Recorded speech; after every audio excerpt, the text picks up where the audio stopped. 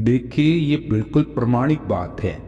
और इसका प्रमाण कहाँ पे मिलेगा? इसका प्रमाण आपको मिलेगा भागवत में। श्रीमद् भागवत में इसका प्रमाण आपको मिल जाएगा। अर्थात कृष्ण अर्जुन को कृष्ण के द्वारा उपदेश दिए गए, यानी उनको समझाया गया एक तरह से। अब उसमें बिल्कुल स्पष्ट वर्णन है, एकदम स्पष्ट रूप से वर्णन है। अब वे क्या है? वे ये है कि अगर साधक, अगर कोई वेदा अध्ययन करता है, ग्रंथों का अध्ययन करता है, सिद्धि प्राप्त कर चुका है, फिर भी वे मुझको प्राप्त नहीं कर सकता, इस प्रकार बिल्कुल प्राप्त नहीं कर सकता है, तो मार्ग आखिरकार क्या है वहां तक पहुंचने का? उसमें स्पष्ट वर्णन दे रखा है कि इन माध्यमों के द्वारा नहीं, मैं सिर्फ और सिर्फ भक्ति द्वारा सहज रूप से प्राप्त हो जाऊं। बिल्कुल सहज रूप में, कोई भी किसी भी प्रकार का आपको आडंबर करने की जरूरत नहीं, किसी भी प्रकार से आपको कोई भाग दौड़ करने की नहीं जरूरत नहीं। केवल और केवल भक्ति के द्वारा वे आपको जैसे उनका स्वरूप है उसी प्रकार आपको मिल जाएंगे। और जैसा कि भक्त के प्रति उनके हृदय में जो छवि बनाई रखी है उन्होंने, उस रूप में भी प्रकट हो जाते हैं। अब देखिए, ध्यान में दिव्य स्वरूप का प्रकट होना है, ये सबसे बड़ा उद्देश्य, कि आपको जीवन में कुछ ऐसी चीज प्राप्त हो जाए जिससे कि आपका जीवन पूर्ण रूप से सार्थक हो। मानव जीवन का सबसे बड़ा यही लक्ष्य होता है कि आखिरकार जो मनुष्य जीवन मिला है उसका जो वास्तविक लक्ष्य है वो पूर्ण हो, वास्तविक लक्ष्य वे पूर्ण हो। इसका सबसे बड़ा ही लक्ष्य ये है मानव जीवन का, अर्थात इस मानव जीवन को मिलने का सबसे बड़ा जीवन ये है कि इसका जो वास्तविक लक्ष्य पूर्ण हो, अर्थात वे मूल तत्व को जान जाए, जो जैसी की जैसी है, जो आदि अनादि काल से वैसी रही आ रही है, उस चीज को वैसे स्वीकार कर लिया जाए।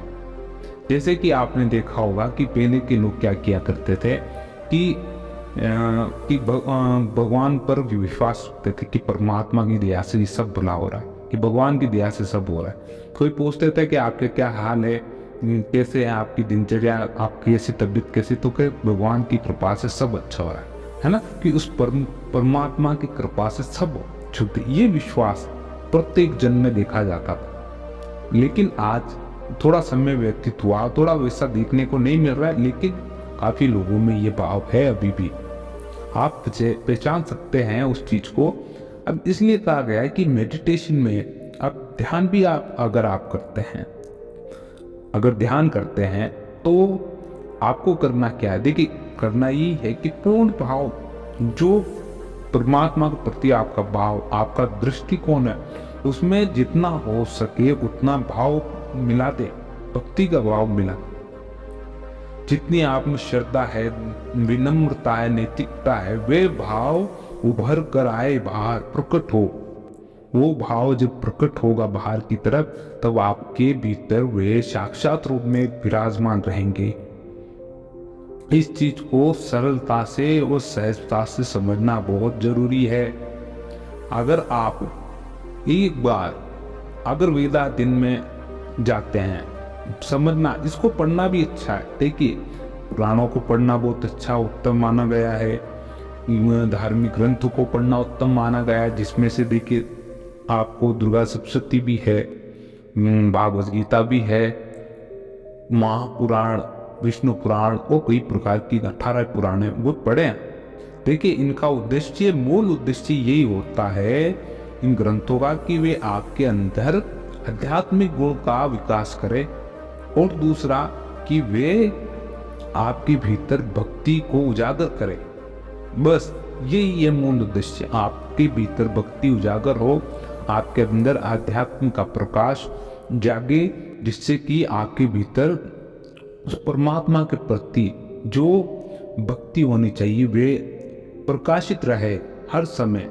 अब जैसे ही साधक क्या करता है, अब इन चीजों से दूर जाता है और वे कुसंगति में आ जाता है, तो क्या होता है कि वे परमात्मा का स्वरूप भूल जाता है।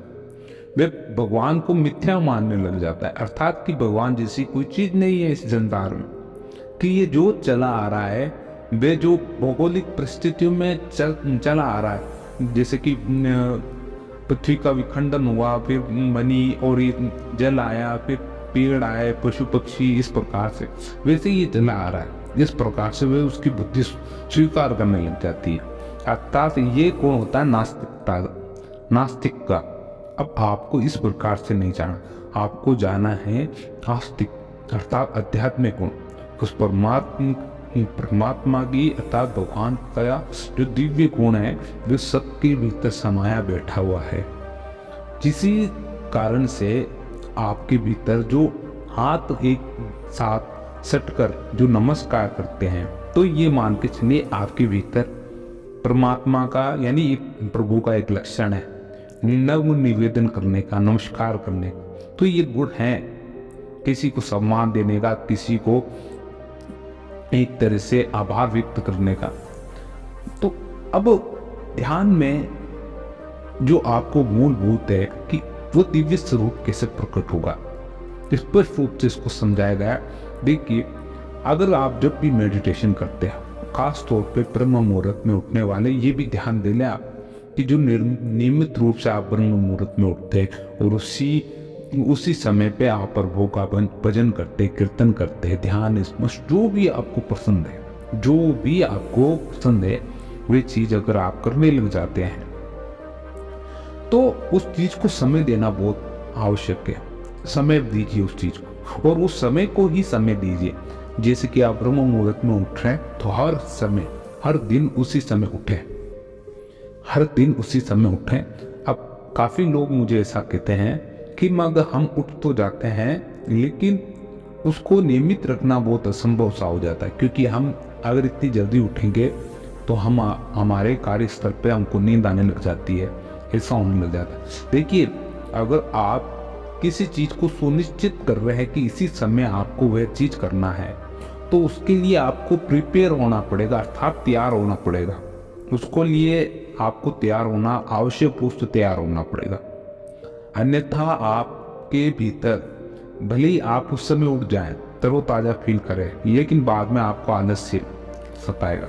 वे क्यों?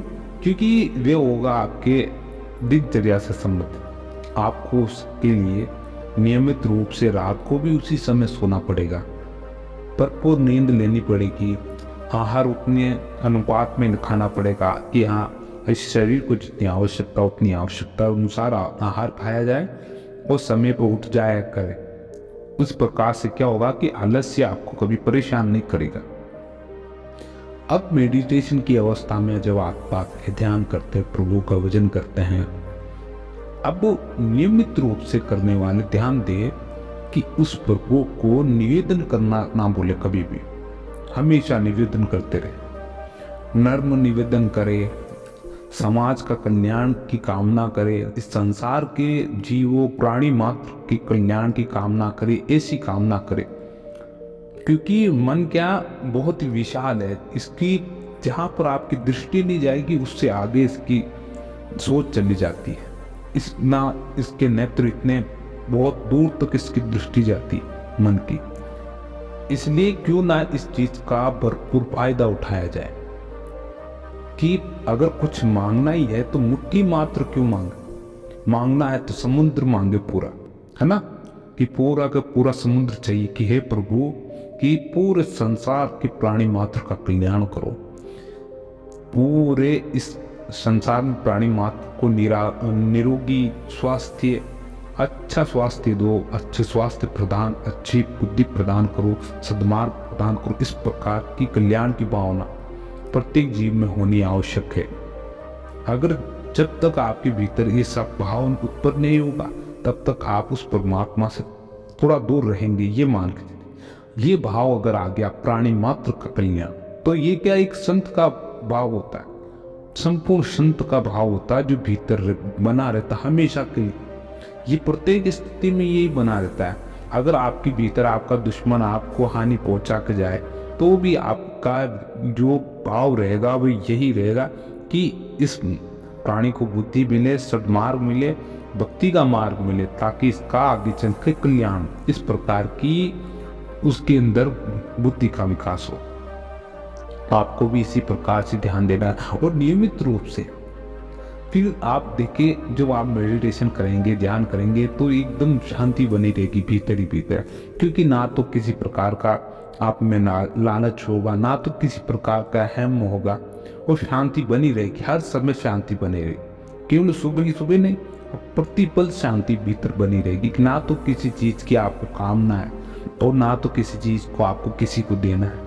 केवल ये है कि हाँ, कि प्रभु से मांगना है तो इतना मांगना है कि पूरे संसार के जीवों का, इस पूरी सृष्टि का कल्याण हो जाए किसी भी प्रकार से। इस प्रकार से भावना रखे और परमात्मा भक्ति, जो भक्ति आपके भीतर है, उस दीपक को हमेशा जलाए रखे, ताकि ये दीपक जो भीतर अध्यात्म का जगमगा रहा है, वे अंतिम समय भी इसी प्रकार जगमगाते रहे और वह प्रकाश सीधा उस परम दिव्य रोशनी से जा मिले, जो वहाँ परमात्मा की रोशनी उसे कहा गया, उससे जा मिले।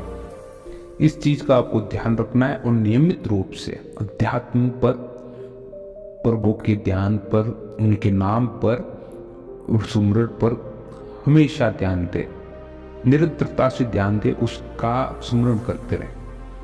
आपको ये वीडियो कैसा लगा हमें जरूर जानकारी दे। अगर वीडियो अच्छा लगा हो तो वीडियो को लाइक करें और चैनल को सब्सक्राइब करें। आत्मा का सफर हमारे चैनल का नाम है, जरूर हमसे जुड़े रहें। जब तक के लिए जय श्री राम। ओम नमो वासुदेवाय।